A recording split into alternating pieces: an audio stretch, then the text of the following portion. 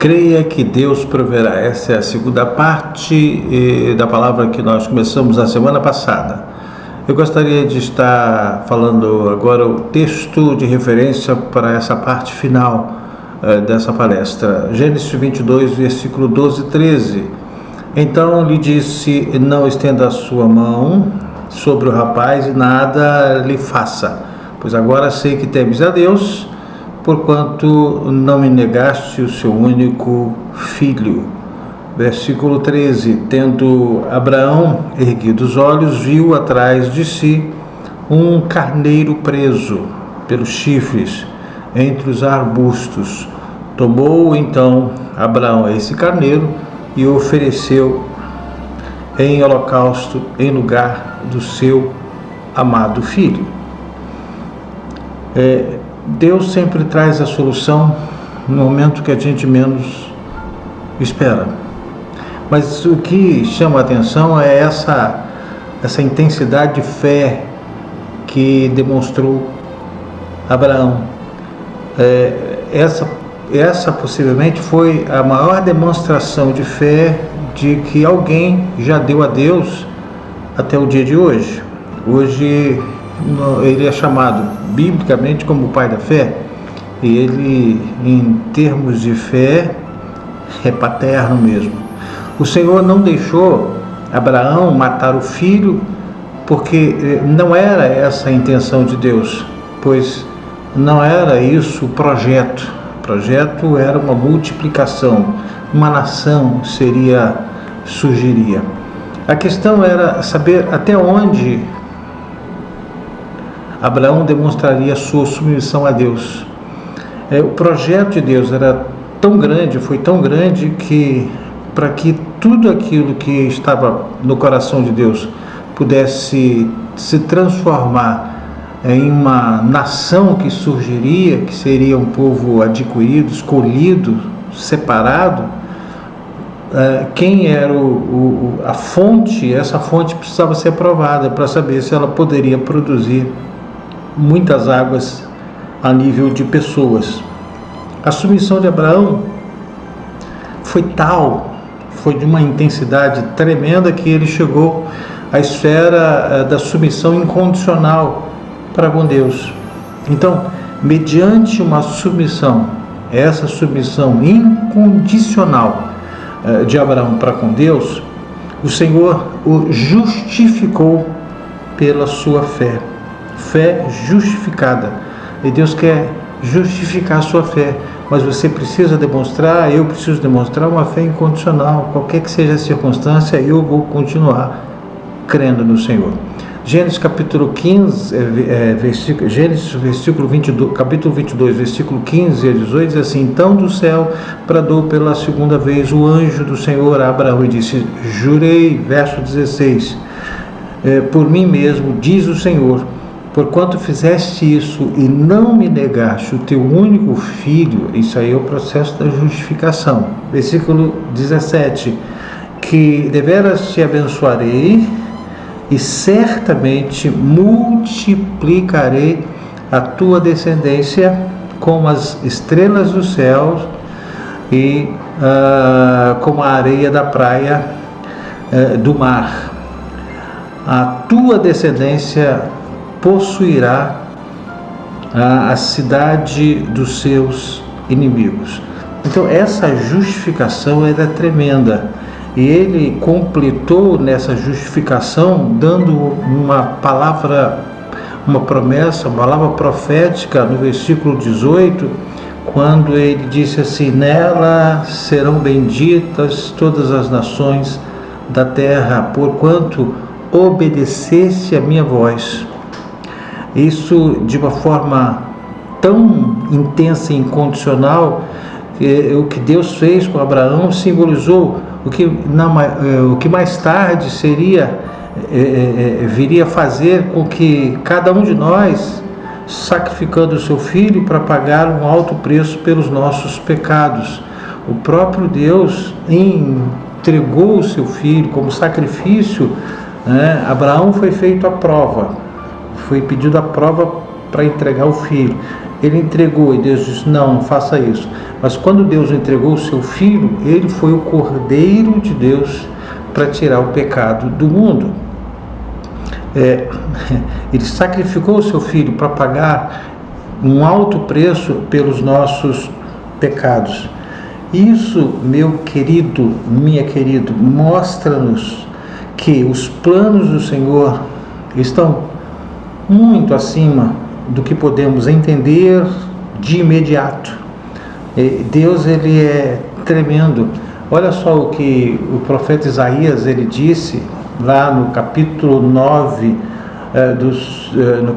no versículo 9, capítulo 55 de Isaías. Ele disse assim: porque assim como os céus são mais altos do que a terra, assim são os meus caminhos mais altos do que os seus caminhos, e os meus pensamentos mais altos do que os vossos pensamentos.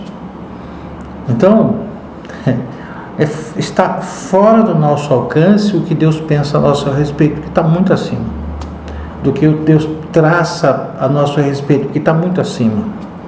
Portanto, o que precisamos é demonstrar gratidão, investindo no plano de Deus, propondo-se a oferecer e dizer como objetivo de levar à frente a semelhança através do Evangelho. Eu preciso saber que Deus investiu na terra presenteando o seu Filho, o unigênito Filho, para pagar um preço em nosso lugar, pagou um preço alto, derramou um sangue, ele foi o cordeiro que foi sacrificado, foi o holocausto. O investimento no plano de Deus não é como normalmente se tem feito, ou seja, plantando hoje para comer amanhã. Esse investimento em dizer e oferecer tem por objetivo visar a eternidade, vida eterna, não só para nós que investimos, mas para também aqueles que estão próximos a nós, muitas pessoas, através do nosso testemunhar. O testemunho de Abraão alcançou milhares de pessoas.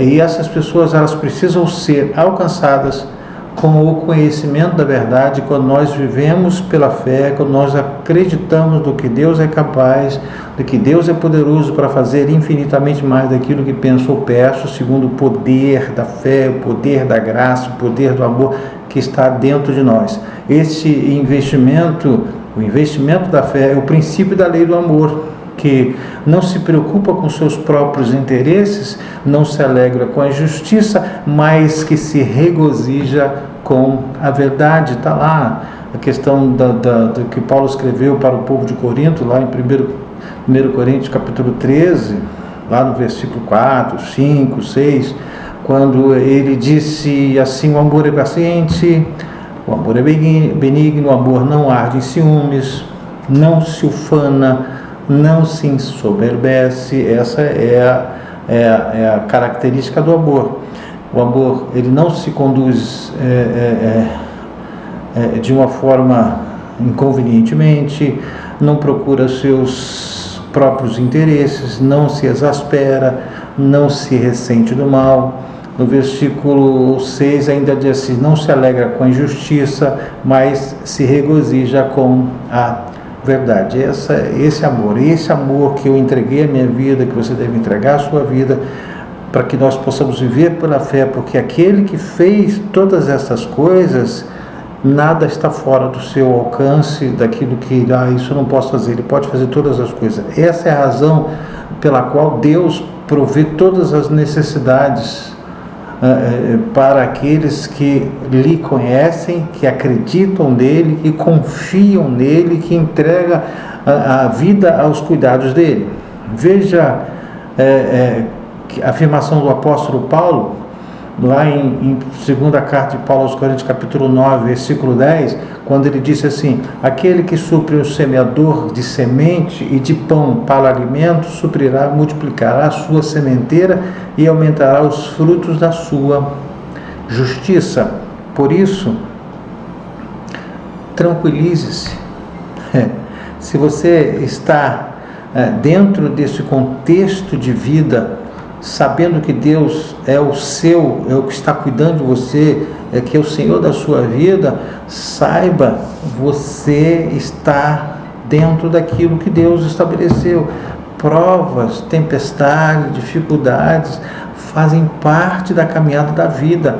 Todos enfrentam dificuldades, todos enfrentam desafios, todos enfrentam tempestades, mas a grande diferença é que muitos estão fazendo essas coisas sozinhos, na sua força do seu próprio braço, mas nós estamos enfrentando tudo isso na força do braço do Senhor, porque Ele está conosco.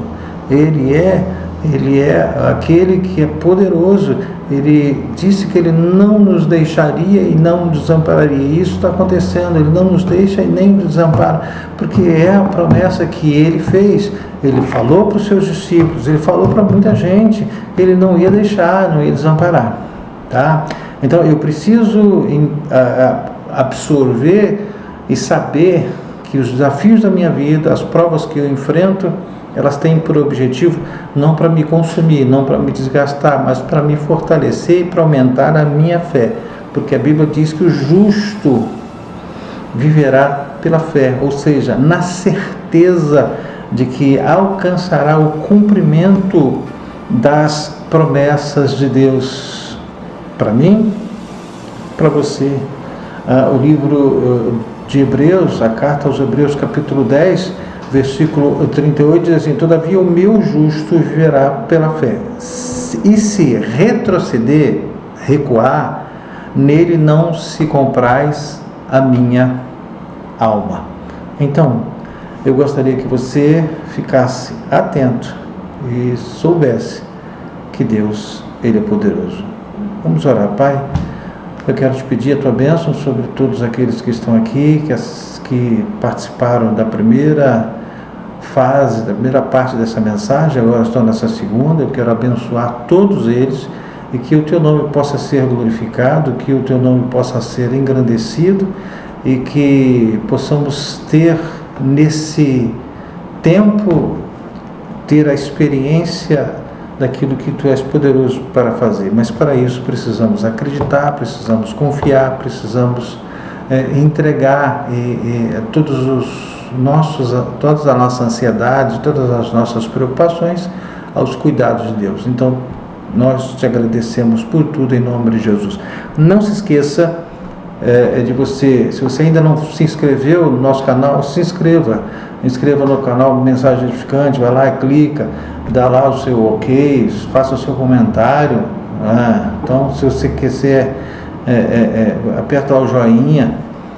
E outra coisa, se você ainda, eu sou psicanalista, analista clínico, eu atendo em São José do Calçado, em Bom Jesus Tabapuana, Clínica CIS.